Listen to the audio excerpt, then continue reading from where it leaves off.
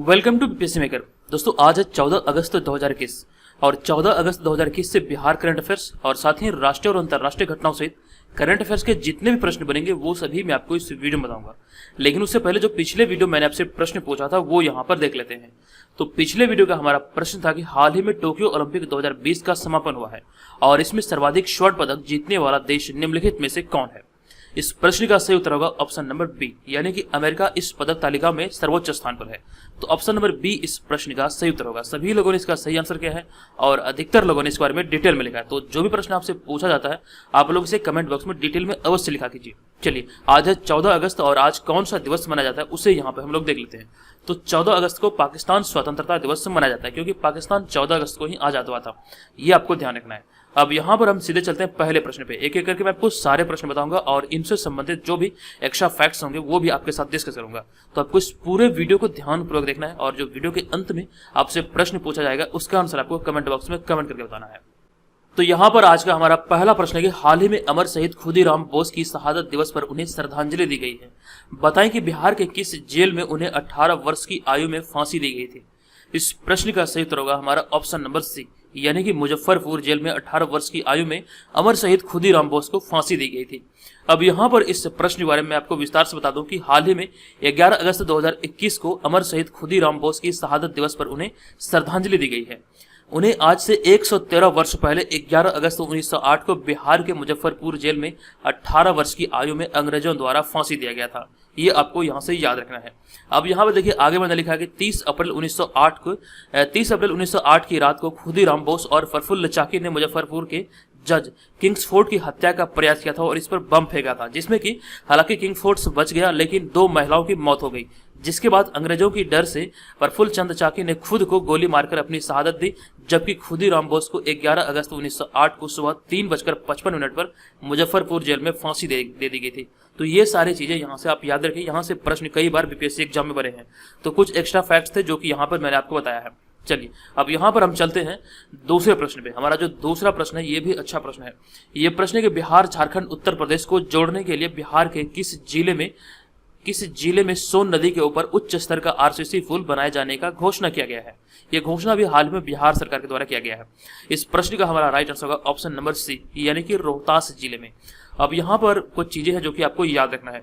तो बिहार सरकार की घोषणा के अनुसार हाल ही में बिहार, झारखंड, उत्तर प्रदेश को जोड़ने के लिए बिहार के रोहतास जिले में सोन नदी पर उच्च स्तर का एक आरसीसी पुल का निर्माण किया जाएगा। आपको यहाँ से याद रखना है कि बिहार के रोहतास जिले के सोन नदी पर ये उच्च स्तरीय आरसीसी पुल का निर्माण किया जाएगा, जिससे कि बिहार, झारखंड आवागमन, ये मतलब कि बिहार, झारखंड और उत्तर प्रदेश, ये तीनों राज्यों को जोड़ा जाएगा।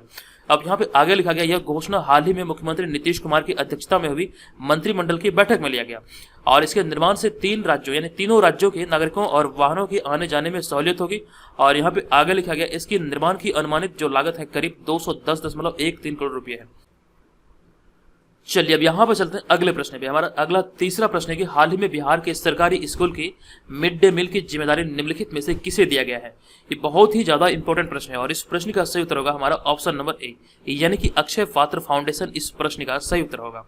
तो बिहार सरकार ने शिक्षकों को मिड डे मील से दूर रखने का निर्णय लिया। यहाँ पे देखिए दूर छूट गया है, तो दूर रखने का निर्णय लिया ताकि स्कूलों में पढ़ाई अच्छी तरीके से हो सके और इस दिशा में अब मिड डे मील की जिम्मेदारी अब सरकार ने अक्षय पात्र फाउंडेशन को सौंप दिया है। यहाँ पे आगे मैंने लिखा है कि फिलहाल राजधानी पटना से कुछ स्कूलों में मिड डे मील की व्यवस्था करने की जिम्मेदारी अक्षय पात्र फाउंडेशन को दी गई है। यदि यह सफल रहा तो पूरे प्रदेश में यानी कि पूरे बिहार में इसे लागू किया जाएगा और इस व्यवस्था के लागू होने से मिड डे मील में लगे शिक्षकों को राहत मिलेगी। अब उनका पूरा ध्यान सिर्फ बच्चों की पढ़ाई पर होगा। ये आपको ध्यान रखना, ये पूरी की पूरी जिम्मेदारी अब अक्षय पात्र फाउंडेशन को सौंपा गया और इसकी शुरुआत जो होगी ये बिहार की राजधानी पटना से शुरू होगी। अगर ये सफल रहता है तो मतलब कह सकते हैं पूरे बिहार में इसे लागू किया जाएगा। अब यहाँ पर आप इस इमेज में देखिए बच्चे कितने प्यार से खा रहे हैं। आप लोगों में से कितने लोगों ने मिड डे मील का सेवन किया सरकारी स्कूल में, कृपया कमेंट करके जरूर बताइएगा, ठीक है। चलिए अब यहाँ पर चलते हैं अगले प्रश्न पे। हमारा चौथा प्रश्न है कि भारतीय एथलेटिक्स महासंघ की योजना समिति के हाल ही के फैसले के अनुसार भारत में प्रत्येक वर्ष कब जेवलिन थ्रो डे मनाया जाएगा, यानी कि जेवलिन थ्रो दिवस कब मनाया जाएगा। इस प्रश्न का हमारा सही उत्तर होगा ऑप्शन नंबर डी, यानी कि 7 अगस्त को यह मनाने का निर्णय लिया गया है। अब यहाँ पर मैं आपको इस प्रश्न के बारे में बता दूं कि भारतीय एथलेटिक्स महासंघ की योजना समिति के हाल ही के फैसले के अनुसार भारत में प्रत्येक वर्ष 7 अगस्त को जैवलिन थ्रो डे मनाया जाएगा। ये आपको यहाँ पर याद रखना है, क्योंकि इसी दिन अर्थात 7 अगस्त 2021 को ही 23 वर्षीय नीरज चोपड़ा ने टोक्यो ओलंपिक 2020 में गोल्ड मेडल जीता था और यह ओलंपिक के इतिहास में जैवलिन थ्रो में भारत का पहला स्वर्ण पदक था। ये आपको ध्यान रखना है। इसी दिन के याद में प्रत्येक वर्ष ये भारतीय एथलेटिक्स महासंघ के मतलब के द्वारा ये घोषणा किया गया है कि प्रत्येक वर्ष 7 अगस्त को जैवलिन थ्रो दिवस मनाया जाएगा। अब यहाँ पे अगला पार्ट लिखा गया, वे अभिनव बिंद्रा के बाद भारत के दूसरे व्यक्तिगत ओलंपिक स्वर्ण पदक विजेता है।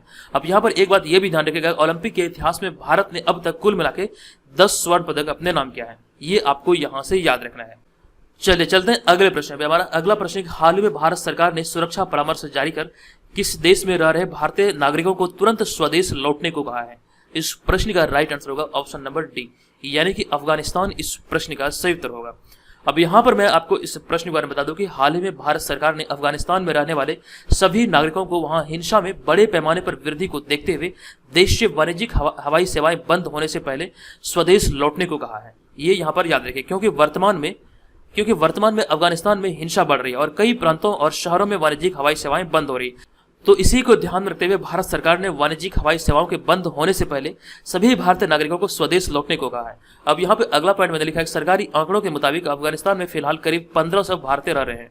तो ये भी आपको यहाँ से याद रखना है, बहुत ही इंपॉर्टेंट प्रश्न है, ये आप याद रखेंगे। चलिए अब यहाँ पे चलते हैं अगले प्रश्न पे। लेकिन दोस्तों यहाँ पर मैं आपको एक बात बता दूं, अगर आपको वीडियो से हेल्प मिलती है, ये जो सीरीज मैंने स्टार्ट किया है जनवरी 2021 में, अगर आपको इससे सचमुच का हेल्प मिल रहा है तो प्लीज वीडियो को लाइक कीजिए।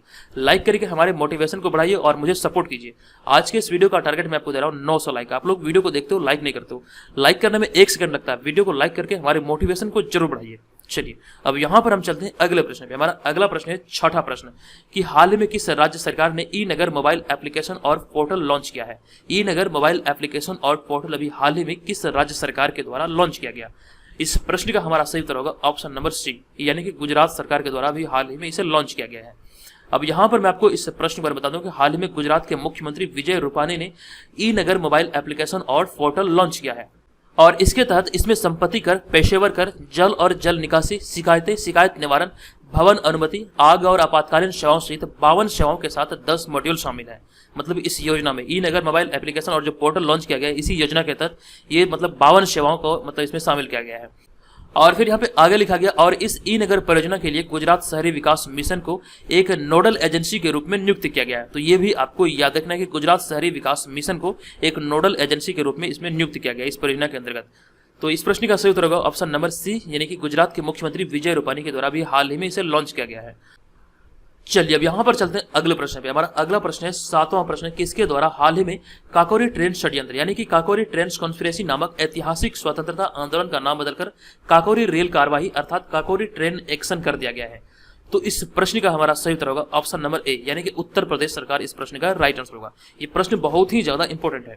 अब यहाँ पर आपको इस प्रश्न के बारे में बता दूं कि उत्तर प्रदेश सरकार ने हाल ही में काकोरी ट्रेन षड्यंत्र नामक ऐतिहासिक स्वतंत्रता आंदोलन का नाम बदलकर अब काकोरी रेल कार्यवाही अर्थात काकोरी ट्रेन एक्शन कर दिया है। अब यहाँ पर मैंने आगे लिखा है, ये इस पे ध्यान दीजिएगा। तो काकोरी रेल कार्यवाही एक ट्रेन डकैती थी जो कि 9 अगस्त 1925 को लखनऊ के पास काकोरी नामक गांव में ब्रिटिश राज के खिलाफ भारतीय स्वतंत्रता आंदोलन के दौरान हुई थी। ये आपको याद रखना है कि ब्रिटिश राज के खिलाफ 9 अगस्त 1925 को ये मतलब कि लखनऊ के एक छोटे से गांव में, लखनऊ के आसपास एक छोटे से गांव काकोरी गांव में हुआ था। और यहाँ पर मतलब ये जो ट्रेन डकैती था ये मतलब सरकारी खजाने को लूटने के लिए किया गया था। अब यहाँ पे आगे लिखा गया, इस डकैती का आयोजन हिंदुस्तान रिपब्लिकन एसोसिएशन के द्वारा किया गया था। अब यहाँ पर मैं आपसे एक प्रश्न पूछ रहा हूँ, इस डकैती के जो आयोजन करता है हिंदुस्तान रिपब्लिकन एसोसिएशन, इसके संस्थापक कौन थे, इसके संस्थापक दल कौन थे, ये मुझे कमेंट करके बताइएगा अगर आप लोगों को पता है तो। अब यहाँ पर आगे लिखा गया जिसके बाद इसमें शामिल स्वतंत्रता सेनानी रामप्रसाद बिस्मिल, अशफाकुल्ला खान और रोशन सिंह को 19 दिसंबर 1987 को फांसी पर लटका दिया गया था ब्रिटिश मतलब अंग्रेजों के द्वारा। तो ये सारी इंफॉर्मेशन यहाँ से आप याद रखिएगा, ठीक है। चलिए अब यहाँ पर हम चलते हैं अगले प्रश्न पे। हमारा अगला प्रश्न है 8वां प्रश्न कि हाल ही में लिखित पुस्तक how the earth got its beauty, how the earth got its beauty के लेखक कौन है। तो इस प्रश्न का सही उत्तर होगा हमारा ऑप्शन नंबर बी, यानी कि सुधा मूर्ति इस प्रश्न का राइट आंसर होगा। अब यहाँ पर मैं आपको बता दूं कि हाल ही में लिखित पुस्तक how the earth got its beauty के लेखक जो ये है सुधा मूर्ति। आप यहाँ पर इस बुक के कवर पेज को देख सकते हैं। अब यहाँ पर आगे लिखा गया इस पुस्तक का प्रकाशन पेंगुइन रैंडम हाउस द्वारा किया गया है। ये भी इंपॉर्टेंट है, इसका प्रकाशन जो किया गया है ये पेंगुइन रैंडम हाउस के द्वारा किया गया है। अब यहाँ पे मैंने आगे लिखा कि सुधा मूर्ति अंग्रेजी और कन्नड़ की लेखिका है, कन्नड़ भाषा की लेखिका, और उन्हें साहित्य के लिए आर के नारायण पुरस्कार और 2006 में पद्मश्री तथा 2011 में कन्नड़ साहित्य में उत्कृष्टता के लिए कर्नाटक सरकार की ओर से अंतिम पुरस्कार से सम्मानित किया जा चुका है। तो ये भी सारी जानकारी याद रखिएगा। सबसे मोस्ट इंपोर्टेंट जो ये है कि ये मतलब कि सुधा मूर्ति को पद्मश्री से सम्मान किया गया था 2006 में, ठीक है। तो ये अंग्रेजी और कन्नड़ भाषा की लेखिका है। अभी हाल ही में इन्होंने जो पुस्तक लिखी है, ये इनका नाम है पुस्तक का how the earth got its beauty. तो ये आप याद रखिए। चलिए अब यहाँ पर चलते हैं अगले प्रश्न पे। हमारा अगला प्रश्न है 9वां प्रश्न की कैसीफाई, हाल ही में कैसीफाई ने निम्नलिखित में से किस अभिनेता को अपना ब्रांड एम्बेसडर नियुक्त किया है? तो इस प्रश्न का हमारा राइट आंसर होगा ऑप्शन नंबर सी, यानी कि राजकुमार राव इस प्रश्न का राइट आंसर होगा। हाल ही में कैसीफाई राजकुमार राव को अपना पहला ब्रांड एम्बेसडर नियुक्त किया। यहाँ से आप याद रखिएगा, ये पहला ब्रांड एम्बेसडर नियुक्त किया गया है बॉलीवुड अभिनेता राजकुमार राव को। अब यहाँ पे मैंने कैसीफाई के बारे में लिखा है, कैसीफाई एक री कॉमर्स है। आप ध्यान रखिएगा, ई कॉमर्स नहीं बल्कि री कॉमर्स मार्केट प्लेस है जो कि इस्तेमाल किए गए स्मार्टफोन और अन्य इलेक्ट्रॉनिक गैजेट्स को बेचता और खरीदता है। ये इसका कार्य है कैसीफाई का। अब यहाँ पर चलते हैं अगले प्रश्न पे। हमारा अगला प्रश्न है 10वां प्रश्न की हाल ही में अभिनेत्री शबाना आजमी ने the year that was not the diary of a 14 year old नामक पुस्तक लॉन्च की है। इस पुस्तक के लेखक कौन है? तो देखिए, इस प्रश्न का जो राइट आंसर होगा ये होगा हमारा ऑप्शन नंबर डी, यानी कि ब्रिसा जैन इस प्रश्न का राइट आंसर होगा। अब यहाँ पर मैं आपको बता दूं कि अभिनेत्री शबाना आजमी ने हाल ही में the year that was not the diary of a 14 year old नामक पुस्तक लॉन्च की है और इस पुस्तक के लेखक कोलकाता की 14 वर्षीय ब्रिसा जैन है। ये आपको यहाँ पर याद रखना है। यहाँ पर आप जो इस इमेज में देख रहे हैं यही है ब्रिसा जैन। अब यहाँ पर आगे लिखा गया है कि उसने इस पुस्तक में पिछले साल फैल रही कोविड-19 महामारी के रूप में अपनी आंखों के माध्यम से देखे गए लॉकडाउन के दिनों को दर्शाया है। ये आपको याद रखना है। इस पुस्तक के लेखक है ब्रिसा जैन, जो कि आप यहाँ पर इस पुस्तक का नाम आपको याद रखना है, the year that was not the diary of a 14 year old. ये इस पुस्तक का नाम है। चलिए अब यहाँ पर चलते हैं अगले प्रश्न पे। हमारा अगला प्रश्न है हाल ही में होम इंटीरियर कंपनी होमलैंड ने किसे अपना पहला ब्रांड एम्बेसडर बनाया है? तो इस प्रश्न का राइट आंसर होगा Mahendra Singh Dhoni. Option number C इस प्रश्न का राइट आंसर होगा। अब यहाँ पर मैं आपको बता दूं कि हाल ही में होम इंटीरियर कंपनी होमलैंड ने महेंद्र सिंह धोनी के साथ इक्विटी पार्टनर और ब्रांड एम्बेसडर के रूप में 3 साल की रणनीतिक साझेदारी की है। ये आप यहाँ पर याद रखिए, 3 साल के लिए ब्रांड एम्बेसडर बनाया गया है। अब यहाँ पर लिखा गया है इस प्रकार महेंद्र सिंह धोनी होमलैंड में इक्विटी के मालिक और कंपनी के पहले ब्रांड एम्बेसडर होंगे। तो ये आपको यहाँ पर याद रखना। अभी कुछ देर पहले मैंने आपको एक प्रश्न बताया था कि कैसीफाई ने अपना पहला ब्रांड एम्बेसडर राजकुमार राव को बनाया। तो दोनों यहाँ से आप याद रखिए, कैसीफाई का पहला ब्रांड एम्बेसडर राजकुमार राव, जबकि होम इंटीरियर कंपनी होमलैंड का पहला ब्रांड एम्बेसडर महेंद्र सिंह धोनी को बनाया गया है। चलिए चलते अगले प्रश्न पे। हमारा अगला प्रश्न है 12वां प्रश्न है हाल ही में अनुपम श्याम का निधन हो गया है, वे निम्नलिखित में से क्या थे? तो इस प्रश्न का हमारा राइट आंसर होगा ऑप्शन नंबर बी, यानी कि अभिनेता इस प्रश्न का राइट आंसर होगा। आपको बता दूं कि हाल ही में दिग्गज अभिनेता अनुपम श्याम का 63 वर्ष की आयु में निधन हो गया है। अनुपम श्याम का जन्म उत्तर प्रदेश के प्रतापगढ़ जिले में हुआ था। आप यहाँ से यह याद रखिए, इनका अभी हाल ही में 63 वर्ष की आयु में निधन हुआ है और जो आप इस इमेज में देख रहे हैं यही है अभिनेता अनुपम श्याम। अब यहाँ पर मैंने आगे लिखा कि अपने लगभग 3 दशक के लंबे करियर में उन्होंने सत्या, स्लमडॉग मिलियनेयर, वेंडेट क्वीन, दिल से लगान, हजारों ख्वाहिशें ऐसी जैसी फिल्मों में अभिनय किया है। तो ये भी यहाँ से आपको याद रखना है। चलिए अब यहाँ पे बढ़ते हैं आज के इस वीडियो के प्रश्न की ओर। आज के इस वीडियो का प्रश्न है कि हाल ही में राजगीर के बाद बिहार का दूसरा रोपवे मंदार रोपवे बनकर तैयार हो गया है। इसका उद्घाटन निम्नलिखित में से किसके द्वारा किया जाएगा? इसका आंसर क्या होगा कृपया मुझे कमेंट बॉक्स में कमेंट करके बताइए, क्योंकि मैं इसके बारे में आपको डिटेल में बता चुका हूं। आप चाहे तो यहां पर इस बारे में डिटेल में भी लिख सकते हैं। और जो लोग हमारे पेड ग्रुप को ज्वाइन करने के इच्छुक हैं, इस व्हाट्सअप नंबर पे pre21 लिख के मैसेज कीजिए। ध्यान रखिए, आपको कॉल नहीं करना है, आपके कॉल को पिकअप नहीं किया जाएगा, क्योंकि बहुत ज्यादा कॉल आता तो सभी के कॉल का रिप्लाई देना पॉसिबल नहीं है। आप लोग व्हाट्सअप पे मैसेज कीजिए, आपके सभी मैसेज का रिप्लाई दिया जाएगा, ठीक है। तो यहाँ पर आप इस व्हाट्सअप नंबर पर मैसेज करके डेमो PDF मंगा के देखिए, उसके बाद निर्धारित कीजिए कि आपको इसे ज्वाइन करना है या फिर नहीं। तो दोस्तों आज के इस वीडियो में इतना ही, मिलेंगे नेक्स्ट वीडियो में, तब तक के लिए धन्यवाद, जय हिंद। अगर आप घर बैठे रहकर बिहार में आयोजित होने वाले किसी भी कंपैरेटिव एग्जाम की तैयारी में लगे हैं तो यहाँ से आप अपनी तैयारी को बेहतर कर सकते हैं। आपको बता दूं कि अभी हाल ही में इस चैनल के माध्यम से एक ईबुक लॉन्च किया गया। आप यहाँ पर इस इमेज में देख सकते हैं। इस ईबुक की खासियत यह है कि विगत 28 वर्षों से बिहार में जितनी भी परीक्षाएं आयोजित हुई है उसके प्रश्नों को इसमें शामिल किया गया। ये हिंदी और अंग्रेजी दोनों भाषा में, यानी कि ये बाइलिंगुअल है। आप इसे यहाँ पर देख सकते हैं। 2500 से अधिक प्रश्नों का इसमें संग्रह किया गया है। आपको यहाँ पर बता दूं कि प्रीवियस ईयर जो क्वेश्चन होते हैं वो आपके लिए बहुत ही ज्यादा इंपॉर्टेंट होते हैं, क्योंकि जब आप किसी एग्जाम की तैयारी करते हैं तो उस एग्जाम से संबंधित प्रीवियस ईयर क्वेश्चन का अगर आपके पास ईबुक हो या फिर बुक हो तो वो आपके लिए एकदम से वरदान सिद्ध होता है, क्योंकि प्रीवियस ईयर क्वेश्चन ही आपको ये बताता है कि प्रीवियस ईयर में किस प्रकार से प्रश्न पूछे गए हैं। वहां से आपको ये समझ आता है कि किस प्रकार से आपको तैयारी करना चाहिए, कहां से प्रश्न आपसे एग्जाम में पूछे जाते हैं, वो सारा समझ आपको प्रीवियस ईयर क्वेश्चन से ही आएगा। चलिए वीडियो में आगे बढ़ते हैं और यहाँ पर मैं आपको पेड ग्रुप के बारे में बताता हूँ। अगर आप घर बैठे 67वें बीपीएससी प्राइमरी परीक्षा और बीपीएससी सीडीपीओ इन दोनों परीक्षाओं की तैयारी में लगे हैं तो यहाँ से आप अपनी तैयारी को बेहतर कर सकते हैं। ये जो ग्रुप है ये आपको बीपीएससी सहित जो भी बिहार में परीक्षाएं आयोजित होती है सभी एग्जाम के दृष्टिकोण से ये महत्वपूर्ण हो सकता है। जो भी खास करके लड़कियों और महिलाएं घर बैठे एग्जाम की तैयारी करते हैं उनके लिए ये ग्रुप बहुत ही ज़्यादा इंपॉर्टेंट सिद्ध हो सकता है, क्योंकि यहाँ पर मैं बहुत सारी चीज़ें आपको बेहतर क्वालिटी का प्रोवाइड करा रहा हूँ। यहाँ पर आप सारी चीज़ों को देखिए, यहाँ पर आपको इस ग्रुप में क्या क्या चीज़ें मिलेगी ये आप सारी चीज़ों को देख के ही समझ पाएंगे। तो यहाँ पर सबसे पहले मैं आपको जो प्रोवाइड कराऊंगा ये होगा सबसे पहला हमारा टेस्ट सीरीज, जो कि बीपीएससी पैटर्न पर आधारित होगा। ये मॉडल सेट होगा। यहाँ पर आपको 50 प्रैक्टिस सेट देखने को मिलेगा और सारे के सारे प्रश्न जो इसमें होंगे वो आपको विद एक्सप्लेनेशन देखने को मिलेगा। ये बेहतर क्वालिटी का होगा। सारे के सारे प्रश्नों का एक्सप्लेनेशन आपको अच्छी क्वालिटी का देखने को मिलेगा, ये ध्यान रखिएगा। और दूसरा जो महत्वपूर्ण चीज आपको मिलेगा वो मिलेगा बिहार करंट अफेयर्स के अलावा राष्ट्रीय और अंतर्राष्ट्रीय करंट अफेयर्स, जो कि आपको एक वर्ष का करंट अफेयर्स यानी कि जनवरी 2021 से लेकर के दिसंबर 2021 तक के करंट अफेयर्स यहाँ पे आपको पेड ग्रुप में प्रोवाइड किया जाएगा। ये डेली मिलेगा, मंथली मिलेगा, साल का अंत होगा, वार्षिकांक भी मिलेगा। तो ये सारे यहाँ पे ध्यान रखिएगा। और उसके बाद जो हमारा मेन होगा वो होगा बिहार जीके। यहाँ पर आपको संपूर्ण बिहार जीके का 2 पीडीएफ मिलेगा। आपको दोबारा कहीं से भी बिहार जीके या फिर बिहार करंट अफेयर्स पढ़ने की आवश्यकता नहीं है। ये पूरी की पूरी जिम्मेवारी हमारी है। जो भी प्रश्न पूछे जाएंगे यहीं से प्रश्न पूछे जाएंगे, ठीक है, ये ध्यान रखिएगा। ये भी आपको यहाँ पे प्रोवाइड किया जाएगा 2 वॉल्यूम में। और उसका जो हमारा नेक्स्ट होगा वो होगा बीपीएससी का प्रीवियस ईयर क्वेश्चन। ये भी बहुत ही ज़्यादा इंपॉर्टेंट है।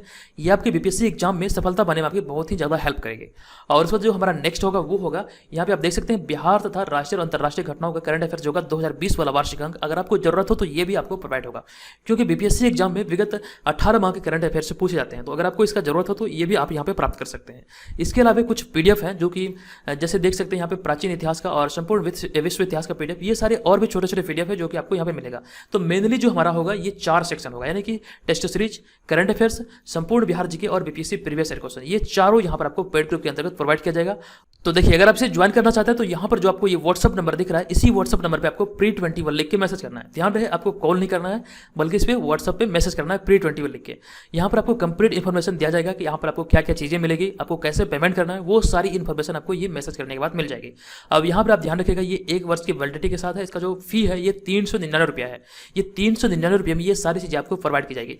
399 रुपया कोई बड़ी रकम नहीं होती है। अगर आप मार्केट में देखेंगे जो बीपीएससी का टेस्ट सीरीज अवेलेबल है वो आपको 1000 से 1500 रुपये में आपको 10 से 15 टेस्ट अवेलेबल कराता है। यहाँ पर मैं आपको 399 में आपको यहाँ में 50 प्रैक्टिस सेट, 1 वर्ष का current affairs, Bihar GK, BPSC previous year question, ये सारे मैं आपको यहाँ पे प्रोवाइड करा रहा हूँ। आपको क्वालिटी के मामले में किसी भी प्रकार के कोई संदेह नहीं होना चाहिए। अगर आपसे डेमो मंगाना चाहते हैं तो व्हाट्सअप नंबर पर हमें pre21 लिख के मैसेज कीजिए, आप डेमो का डिमांड कीजिए, आपको डेमो पीडीएफ मिल जाएगा। वहाँ पर आप देखेंगे, वो आप क्वालिटी को देख के समझ पाएंगे किस प्रकार से हम यहाँ पे आपके लिए मेहनत कर रहे हैं और किस प्रकार से कंटेंट आपको प्रोवाइड करा रहे हैं। तो आप भी इसे ज्वाइन कर सकते हैं। आप अपनी तैयारी को बेहतर आयाम दे सकते हैं, अपनी तैयारी को नई दिशा दे सकते हैं। यहाँ से अगर आप हमारे मतलब इस स्टडी मटेरियल को फॉलो करते हैं तो आपसे मेरा वादा है कि इतनी सारी चीज़ों को कवर करने में आपका 40 से 50% समझिए कवर हो जाएगा।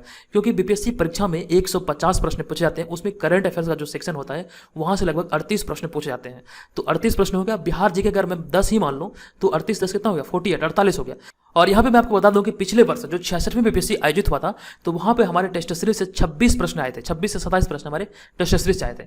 समझिए इतने सारे यहाँ से मतलब प्रश्न हमारे स्टेट से पूछे गए हैं। तो आप भी यहाँ पर हमारे पे भरोसा करके इसको ज्वाइन कर सकते हैं और अपनी तैयारी को बेहतर कर सकते हैं, ठीक है, ये ध्यान रखिएगा। तो दोस्तों आप भी इसे ज्वाइन कीजिए, बहुत सारे मेंबर ऑलरेडी से ज्वाइन कर चुके हैं। चलिए मिलेंगे नेक्स्ट वीडियो में। ये वीडियो कैसा लगा कृपया कमेंट करके जरूर बताइएगा। चलिए धन्यवाद, जय हिंद।